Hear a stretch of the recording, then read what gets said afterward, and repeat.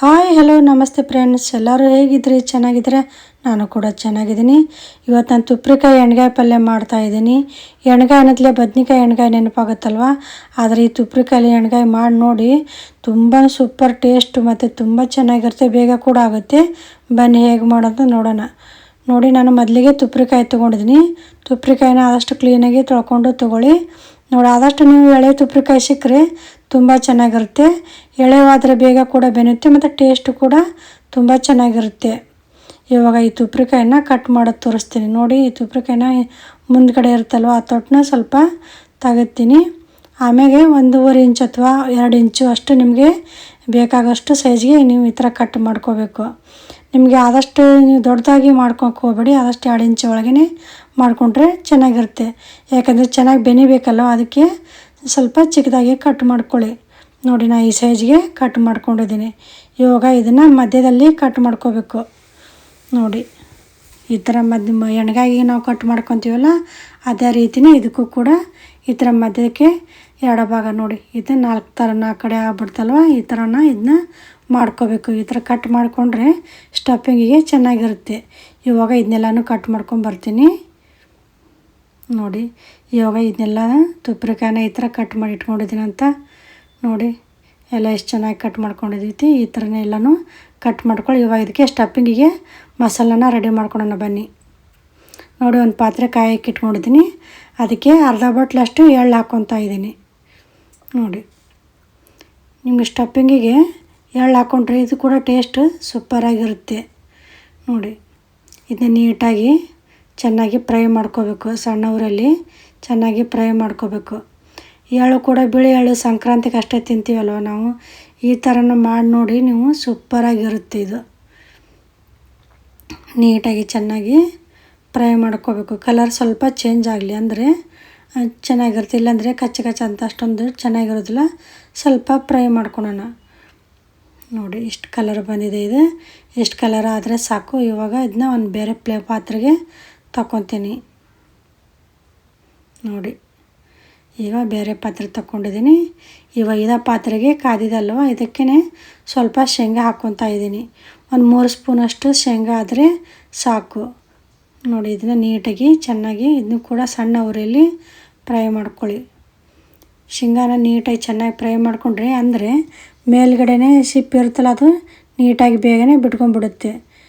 ನೀವು ಸರಿಯಾಗಿ ಚೆನ್ನಾಗಿ ಬೇಯಿಸ್ಕೊಲಿಕ್ಕಂದ್ರೆ ಫ್ರೈ ಮಾಡ್ಕೊಲಿಕ್ಕಂದ್ರೆ ಮೇಲೆಲ್ಲ ಕಪ್ಪಗಾಗಿ ಒಳಗಡೆ ಹಾಗೇ ಇರುತ್ತೆ, ಅಷ್ಟು ಟೇಸ್ಟು ಚೆನ್ನಾಗಿರುತ್ತಲ್ಲ. ಅದಕ್ಕೆ ಆದಷ್ಟು ಸಣ್ಣ ಉರಿಯಲ್ಲಿ ಇದನ್ನ ನೀಟಾಗಿ ಚೆನ್ನಾಗಿ ಫ್ರೈ ಮಾಡ್ಕೊಳ್ಳಿ. ನೋಡಿ, ಚೆನ್ನಾಗಿ ಹುರಿದ್ರೇ ಮೇಲ್ಗಡೆ ಸಿಪ್ಪೆ ಬೇಗನೆ ಬಿಟ್ಕೊಂಡ್ಬಿಡುತ್ತೆ. ನೋಡಿ, ಇದನ್ನ ಚೆನ್ನಾಗಿ ಕಲರ್ ಬರೋವರೆಗೆ ಇದನ್ನ ಚೆನ್ನಾಗಿ ಹುರ್ಕೊತಾ ಇದ್ದೀನಿ. ನೋಡಿ, ಇವಾಗ ಇಷ್ಟು ಸಾಕು. ಇದನ್ನ ಕೂಡ ಒಂದು ಪ್ಲೇಟಿಗೆ ತಗೊತೀನಿ. ನೋಡಿ, ಇದು ಅದೇ ಪ್ಲೇಟ್ಗೆ ಅದೇ ಪಾತ್ರೆಗೆ 1-2 ಸ್ಪೂನಷ್ಟು ಅಥವಾ 1.5 ಸ್ಪೂನಷ್ಟು ಗುರೆಳ್ಳು ಹಾಕ್ಕೊಂಡಿದ್ದೀನಿ. ಇದಕ್ಕೆ ಗುರೆಳ್ಳು ಅಂತಾರೆ, ಹುಚ್ಚೆಳ್ಳು ಅಂತಾರೆ, ಕಾರೆಳ್ಳು ಅಂತಾರೆ. ನಿಮ್ಮ ಕಡೆ ಹೇಗೆ ಕರಿತಾರೆ ನಂಗೆ ಗೊತ್ತಿಲ್ಲ. ನಮ್ಮ ಕಡೆ ಅಂತೂ ಇದಕ್ಕೆ ಗುರೆಳ್ಳು ಅಂತ ಕರೀತಾರೆ. ನಿಮಗೆ ನಿಮ್ಮೂರ ಕಡೆ ಏನಂತ ಕರೀತಾರೆ ಅಂತ ಕಮೆಂಟ್ ಮಾಡಿ ತಿಳಿಸಿ.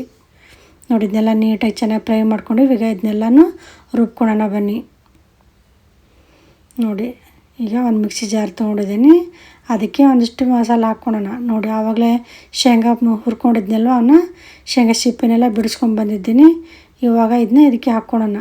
ಶೇಂಗಾ ಸಿಪ್ಪೆ ಸ್ವಲ್ಪ ಉಳಿದ್ರೆ ಪರವಾಗಿಲ್ಲ, ಅದು ಏನಾಗೋದಿಲ್ಲ, ಚೆನ್ನಾಗಿರುತ್ತೆ. ಅದು ಕೂಡ ಸ್ವಲ್ಪ ತಗೊಂಡಿದ್ದೀನಿ. ಎಲ್ಲನೂ ನೀಟಾಗಿ ಬಂದರೆ ಸರಿ, ಇಲ್ಲಾಂದರೆ ಸ್ವಲ್ಪ ಇದ್ದರೆ ಪರವಾಗಿಲ್ಲ. ಇವಾಗ ಇದಕ್ಕೆ ಎಳ್ಳನ್ನು ಕೂಡ ಹಾಕ್ಕೊತಾ ಇದ್ದೀನಿ. ನೋಡಿ, ಎಳ್ಳು ಹಾಕ್ಕೊಂಡಿದ್ದೆ. ಅದಾದ ನಂತರ ಇದಕ್ಕೆ ಗುರೆಳ್ಳು ಹಾಕ್ಕೊತಾ ಇದ್ದೀನಿ. ನೋಡಿ, ನೀವು ಗುರೆಳ್ಳು ಪೌಡ್ರ್ ಮಾಡಿ ಇಟ್ಕೊಂಡಿದ್ರೆ ಅದನ್ನು ಕೂಡ ಎಳ್ಳು ಹಾಕ್ಕೊಳೋ ಬದಲು ಗುರೆಳ್ಳು ಪೌಡ್ರ್ ಕೂಡ ಹಾಕ್ಕೋಬೋದು. ಅದಾದ ನಂತರ ಇದಕ್ಕೆ 2 ಬೆಳ್ಳುಳ್ಳಿ ಗಡ್ಡೆ ಹಾಕ್ಕೊತಾ ಇದ್ದೀನಿ. ಅದಾದ ನಂತರ ಇದಕ್ಕೆ 2 ಹಸಿಮೆಣ್ಸಿನ್ಕಾಯಿ ಹಾಕ್ಕೊತಾ ಇದ್ದೀನಿ. ಇದು ಟೇಸ್ಟ್ ಚೆನ್ನಾಗಿರುತ್ತೆ, ಅದಕ್ಕೆ ಇದಕ್ಕೆ 2 ಹಸಿಮೆಣ್ಸಿನ್ಕಾಯಿ ಹಾಕ್ಕೊಂಡಿದ್ದೀನಿ. ನಿಮಗೆ ಅಸಿಡಿಟಿ ಅದು ಪ್ರಾಬ್ಲಮ್ ಅಂದರೆ ನೀವು ಬೇಕಿದ್ದರೆ ಹಸಿಮೆಣ್ಸಿನ್ಕಾಯಿನ ಸ್ಕಿಪ್ ಮಾಡ್ಕೋಬೋದು, ಪರವಾಗಿಲ್ಲ. ಅದಾದ ನಂತರ ಇದಕ್ಕೆ 1 ಇಂಚಷ್ಟು ಹಸಿ ಶುಂಠಿ ಹಾಕ್ಕೊತಿದ್ದೀನಿ. ನೋಡಿ, ಅದಾದ ನಂತರ ಇದಕ್ಕೆ ಸ್ವಲ್ಪ ಅರಿಶಿನ ಪೌಡ್ರ್ ಹಾಕ್ಕೋಬೇಕು. ನೋಡಿ, ಸ್ವಲ್ಪ ಆದರೆ ಸಾಕು, ಕಲರು ಚೆನ್ನಾಗಿರುತ್ತೆ ಅರಿಶಿನ ಹಾಕ್ಕೊಂಡಿದ್ರೆ. ಅದಾದ ನಂತರ ಇದಕ್ಕೆ ಖಾರದ ಪೌಡ್ರ್ ಹಾಕ್ಕೊತೀನಿ. ನೀವು ಖಾರ ಎಷ್ಟು ತಿಂತೀರೋ ಅದನ್ನು ನೋಡಿಕೊಂಡು ಖಾರ ಹಾಕ್ಕೊಳ್ಳಿ. ನಾನು ಇದಕ್ಕೆ ಒಂದು 3 ಸ್ಪೂನಷ್ಟು ಅಚ್ಚ ಖಾರದ ಪೌಡ್ರ್ ಹಾಕ್ಕೊತಾ ಇದ್ದೀನಿ. ನೀವು ಈಗಾಗಲೇ ನಾವು ಹಸಿಮೆಣ್ಸಿನ್ಕಾಯಿ ಕೂಡ ಹಾಕ್ಕೊಂಡಿದ್ದೀವಿ. ನೀವು ಖಾರ ಎಷ್ಟು ತಿಂತೀರೋ ಅದನ್ನು ನೋಡಿಕೊಂಡು ನೀವು ಹಾಕ್ಕೊಳ್ಳಿ. ಅದಾದ ನಂತರ ಇದಕ್ಕೆ ರುಚಿಗೆ ತಕ್ಕಷ್ಟು ಉಪ್ಪು ಹಾಕ್ಕೋಬೇಕು. ಮತ್ತು ಎಣ್ಗಾಯಿಗೆ ಎಷ್ಟು ನೀವು ತೊಗೊಂಡಿದ್ದೀರೋ ತುಪ್ರಿಕಾಯಿನ ಅದನ್ನು ನೋಡಿಕೊಂಡು ನೀವು ಉಪ್ಪನ್ನ ಹಾಕ್ಕೊಳ್ಳಿ. ನೋಡಿ ಇವಾಗ ಇನ್ನೂ ಸ್ವಲ್ಪ ಹಾಕ್ಕೊಂಡಿದ್ದೀನಿ. ಅದಾದ ನಂತರ ಇದಕ್ಕೆ ಒಂದು ಸ್ವಲ್ಪ ಕೊತ್ತಂಬರಿ ಸೊಪ್ಪು, ಒಂದು ಅರ್ಧ ಮುಷ್ಟಿಯಷ್ಟು ಕೊತ್ತಂಬರಿ ಸೊಪ್ಪು ನೋಡಿ, ನೀವು ಕೊತ್ತಂಬರಿ ಕಡ್ಡಿ ಸಮೇತ ನಾನು ತೊಗೊಂಡಿದ್ದೀನಿ. ಅದಾದ ನಂತರ ಇದಕ್ಕೆ ಒಂದು ಸ್ವಲ್ಪ ಒಣ ಕೊಬ್ಬರಿ ಹಾಕ್ಕೋಬೇಕು. ನೀವು ಈ ಥರ ಕೊಬ್ಬರಿನ ಕಟ್ ಮಾಡಿ ಹಾಕ್ಕೋಬೋದು, ಇಲ್ಲ ಕೊಬ್ಬರಿ ತುರಿ ಇರ್ತಲ್ವ ಅದನ್ನು ಕೂಡ ಹಾಕ್ಕೋಬೋದು. ಇದನ್ನ ಹಾಕ್ಕೊಂಡ್ರೂ ಕೂಡ ಟೇಸ್ಟು ಚೆನ್ನಾಗಿರುತ್ತೆ. ಇವಾಗ ನೋಡಿ ಇದನ್ನೆಲ್ಲನೂ ಇದು ನೀರು ಹಾಕ್ಕೋಬೇಡಿ, ಫಸ್ಟ್ ಹಾಗೆ ರುಬ್ಕೊಳ್ಳಿ, ಅಂದರೆ ಬೇಗ ಸಣ್ಣಾಗುತ್ತೆ. ಆಮೇಲೆ ನೀರು ಹಾಕ್ಕೊಳ್ಳೋಣ, ಸ್ಕಿಪ್ ಮಾಡಿದೆ ನೋಡಿ. ಇವಾಗ ನೋಡಿ ನಾನು ಅದನ್ನ ಕೊತ್ತಂಬರಿ ಹಾಕ್ಕೊಂಡಿದ್ನಲ್ವ, ಆ ಕೊತ್ತಂಬರಿನ ತೆಗೆದು ಫಸ್ಟು ಅವ್ನ ಶೇಂಗಾವನ್ನೆಲ್ಲ ರುಬ್ಕೊಂಡು ಆಮೇಲೆ ಕೊತ್ತಂಬರಿ ಹಾಕ್ಕೊಂಡಿದ್ದೀನಿ. ಇವಾಗ ಇದಕ್ಕೆ ಹುಣಸೆಹಣ್ಣು ಹಾಕ್ಕೊತೀನಿ. ನೀವು ಬೇಕಿದ್ದರೆ ಬರೀ ಹುಣಸೆಹಣ್ಣು ರಸ ಕೂಡ ಹಾಕ್ಕೋಬೋದು. ಈ ನೆನೆಕ್ಕೆ ಇಟ್ಟಿದ್ವಲ್ಲ ಹುಣಸೆಹಣ್ಣನ್ನ ಅದರ ಸಮೇತನೂ ಕೂಡ ಹಾಕ್ಕೋಬೋದು. ಒಂದು ಬೆಟ್ಟದ ನೆಲ್ಲಿಕಾಯಿ ಅಷ್ಟು ಗಾತ್ರದಷ್ಟಿದ್ರೆ ಸಾಕು ಹುಣಸೆಹಣ್ಣು. ನೀವು ಹುಳಿ ತಿನ್ನೋರಾದ್ರೆ ಇನ್ನೂ ಸ್ವಲ್ಪ ಜಾಸ್ತಿ ಕೂಡ ಹಾಕ್ಕೋಬೋದು. ಇದನ್ನ ಸಣ್ಣ ರುಬ್ಕೊಂಬರ್ತೀನಿ. ಇವಾಗ ನೋಡಿ ಇದನ್ನೆಲ್ಲನೂ ರುಬ್ಕೊಂಬಂದಿದ್ದೀನಿ. ನೋಡಿ ಇಷ್ಟು ಸಣ್ಣ ಇದ್ರೇ ಚೆನ್ನಾಗಿರುತ್ತೆ. ಸ್ಟಫಿಂಗಿಗೆ ನೀಟಾಗಿ ಸಣ್ಣ ಇದ್ರೇ ಇದಕ್ಕೆ ಟೇಸ್ಟು ಚೆನ್ನಾಗಿರುತ್ತೆ. ನೋಡಿ ಇಷ್ಟು ಸಣ್ಣ ಮಾಡ್ಕೊಂಡಿದ್ದೀವಲ್ಲ, ಇವಾಗ ಸ್ಟಫಿಂಗ್ ಮಾಡ್ಕೊಳ್ಳೋಣ ಬನ್ನಿ. ನೋಡಿ ತುಪ್ರಿಕಾಯಿನ ಕಟ್ ಮಾಡಿ ಇಟ್ಕೊಂಡಿದ್ದೀವಲ್ಲ ಅವನ್ನ ತೊಗೊಂಡಿದ್ದೀನಿ. ಇವಾಗ ಇದಕ್ಕೆ ನಿಧಾನಕ್ಕೆ ತುಂಬ್ಕೊಳ್ಳೋಣ. ನೋಡಿ ನೀವು ಮಕ್ಕಳು ಚಿಕ್ಕ ಮಕ್ಕಳು ಅವ್ರು ಇರ್ತಾರಲ್ವ, ಅಂಥವ್ರ ಕೈಯಲ್ಲಿ ಮತ್ತು ಕೈ ಉರಿಯುತ್ತೆ ಅಂದರೆ ನೀವು ಈ ಥರ ಸ್ಪೂನಲ್ಲೇ ಕೂಡ ಸ್ಟಫಿಂಗ್ ಮಾಡ್ಕೋಬೋದು, ಈ ಥರ ತುಂಬ್ಕೋಬೋದು. ನೋಡಿ ಈ ಥರ ಕೂಡ ತುಂಬ್ಕೋಬೋದು. ಕೈ ಉರಿಯುತ್ತೆ, ನಮ್ಮ ಕೈಲೇ ಆಗೋದಿಲ್ಲ ಅಂದರೆ ಈ ಥರ ತುಂಬ್ಕೋಬೋದು. ಇಲ್ಲ ಪರವಾಗಿಲ್ಲ ಅಂದರೆ ಕೈಲೇನ ತುಂಬ್ಕೋಬೋದು. ಮತ್ತು ಚಿಕ್ಕ ಮಕ್ಕಳು ಅವ್ರು ಇರ್ತಾರಲ್ಲ, ಅಂಥ ತಾಯಂದ್ರಿಗೆ ಮಕ್ಕಳಿಗೆ ಮತ್ತು ಅಂಥ ನಿಮ್ಗೆ ಅನುಕೂಲ ಆದಂಗೆ ಇರಲಿ ಅಂತ ಈ ಥರ ಸ್ಪೂನಲ್ಲೇ ಕೂಡ ನೀವು ತುಂಬ್ಕೋಬೋದು. ಅದು ಕೂಡ ಚೆನ್ನಾಗಿ ಸ್ಟಫಿಂಗ್ ಆಗುತ್ತೆ.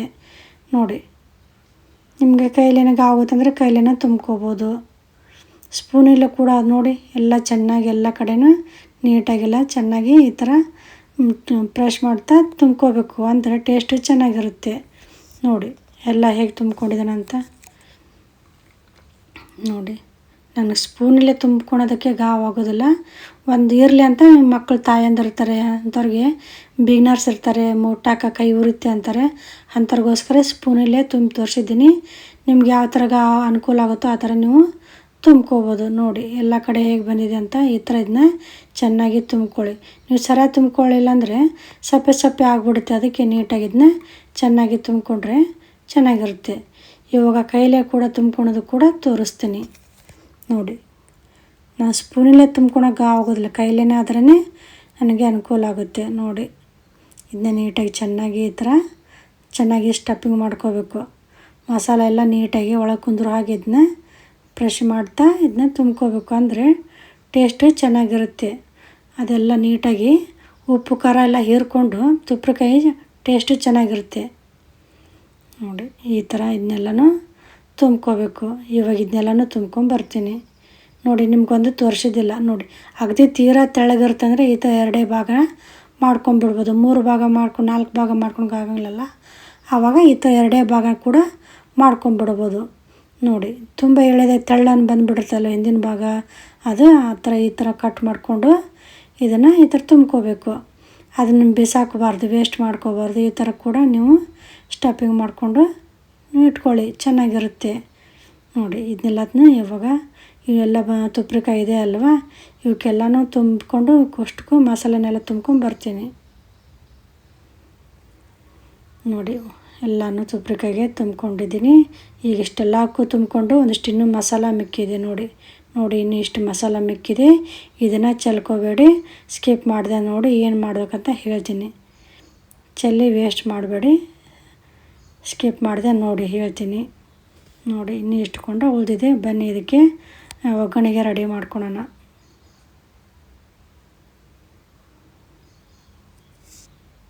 ನೋಡಿ ಒಂದು ಪಾತ್ರೆನ ಕಾಯೋದಕ್ಕೆ ಇಟ್ಕೊಂಡಿದ್ದೀನಿ. ಇದಕ್ಕೆ ಎಣ್ಣೆ ಹಾಕ್ಕೊಳ್ಳೋಣ. ಇದು ಸ್ವಲ್ಪ ಎಣ್ಣೆ ಸ್ವಲ್ಪ ಜಾಸ್ತಿ ಹಾಕ್ಕೊಂಡ್ರೂ ಪರವಾಗಿಲ್ಲ, ಟೇಸ್ಟು ಚೆನ್ನಾಗಿರುತ್ತೆ. ಬೇಡ ಅಂದರೆ ನೀವು ಕಡಿಮೆ ಕೂಡ ಹಾಕ್ಕೋಬೋದು. ಎಣ್ಗಾಯಿ ಬದ್ನಿಕಾಯಿ ಎಣ್ಗಾಯಿ ತುಪ್ರಿಕಾಯಿ ಅಲ್ವಾ, ಅದಕ್ಕೆ ಸ್ವಲ್ಪ ಎಣ್ಣೆ ಹಿಡಿಯುತ್ತೆ. ಇದನ್ನೆಲ್ಲ ಸುತ್ತಕ್ಕೂ ಸ್ವಲ್ಪ ಎಣ್ಣೆನ ಮಿಕ್ಸ್ ಮಾಡ್ಕೊಂಡಿದ್ದೀನಿ. ಈ ಎಣ್ಣೆ ಚೆನ್ನಾಗಿ ಕಾದ ನಂತರ ಇದಕ್ಕೆ ಸ್ವಲ್ಪ ಸಾಸಿವೆ ಹಾಕ್ಕೊತಿದ್ದೀನಿ. ನೋಡಿ, ಸಾಸಿವೆ ಎಲ್ಲ ಚಟಪಟ ಅನ್ನಲಿ. ಅದಾದ ನಂತರ ಇದಕ್ಕೆ ಸ್ವಲ್ಪ ಜೀರಿಗೆ ಹಾಕ್ಕೋಬೇಕು. ಸಾಸಿವೆ ಜೀರಿಗೆ ಎಲ್ಲ ನೀಟಾಗಿ ಚೆನ್ನಾಗಿ ಚಟಪಟ ಅನ್ನಬೇಕು. ಅನ್ನೋವರೆಗೆ ಇದನ್ನ ಸ್ವಲ್ಪ ಫ್ರೈ ಮಾಡ್ಕೊಳ್ಳಿ. ನೋಡಿ, ಇದೆಲ್ಲ ಮೇಲ್ಗಡೆ ಬಂದಿದೆ, ಚೆನ್ನಾಗಿ ಫ್ರೈ ಆಗಿದೆ. ಇದು ಚೆನ್ನಾಗಿ ಎಣ್ಣೆನೂ ಕೂಡ ಚೆನ್ನಾಗಿ ಕಾದಿದೆ. ಇವಾಗ ತುಪ್ರಿಕಾಯಿ ಹಾಕ್ಕೊಳ್ಳೋಣ. ನೋಡಿ, ಬಿಗ್ನರ್ಸ್ ಆದರೆ ಗೊತ್ತಾಗೋದಿಲ್ಲ, ಅದಕ್ಕೆ ಇದನ್ನ ಸ್ಪೂನಲ್ಲೇ ನೀವು ಹಾಕ್ಕೊಳ್ಳಿ. ಬಿಸಿ ಎಣ್ಣೆ ಎಲ್ಲ ಕಾದಿರುತ್ತೆ ಕೈಗೆ.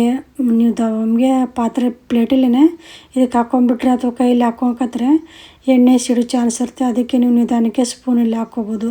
ಇಲ್ಲಪ್ಪ ಪರವಾಗಿಲ್ಲ ಅಂದರೆ ನೀವು ಅದೇ ಪ್ಲೇಟ್ ಇರ್ತಲ್ವ ಅದರಲ್ಲೇ ಕೂಡ ಹಾಕ್ಕೊಂಬಿಡ್ಬೋದು.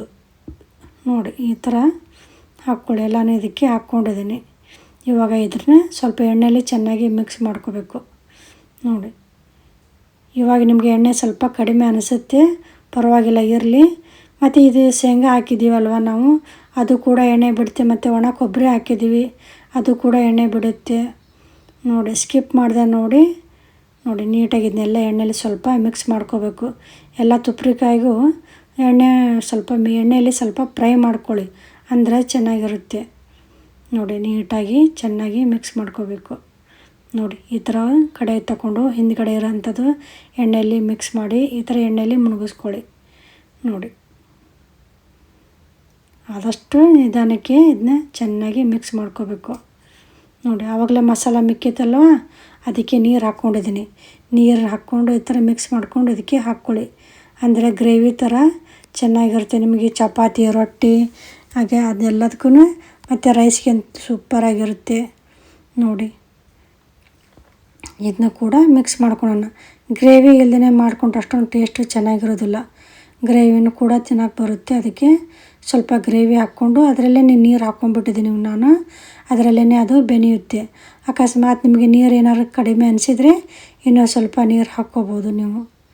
ನೋಡಿ, ಮಸಾಲ ಜೊತೆ ಎಲ್ಲ ಚೆನ್ನಾಗಿ ಇದನ್ನ ತುಪ್ರಿಕಾಯಿನ ಮಿಕ್ಸ್ ಮಾಡ್ಕೋಬೇಕು ನೀಟಾಗಿ ಎಲ್ಲನೂ.